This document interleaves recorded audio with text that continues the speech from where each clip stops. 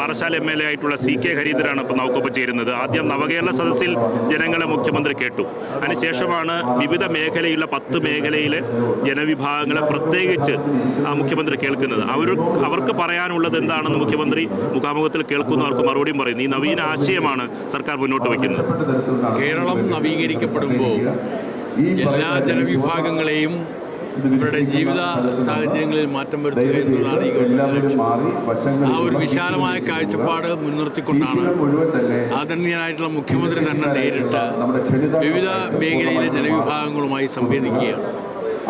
ഇവിടെ സാമൂഹ്യ നീതി വകുപ്പിൻ്റെ നേതൃത്വത്തിൽ കേരളത്തിൽ 1000-ഓളം വരുന്ന ഭിന്നശേഷിക്കാരെ തിരഞ്ഞെടുക്കപ്പെട്ടവരെ ഈ വേദിയിലേക്ക് കൊണ്ടുവന്ന് അവരുമായി അവരുടെ ജീവിത സാഹചര്യങ്ങളുമായി ബന്ധപ്പെട്ടുള്ള ഇടതുപക്ഷ ഗവൺമെൻറ് കാഴ്ചപ്പാട് മുഖ്യമന്ത്രി അവതരിപ്പിക്കുകയാണ്.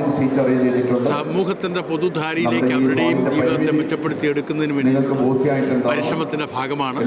ഇതൊരു പുതിയ അനുഭവമാണ്.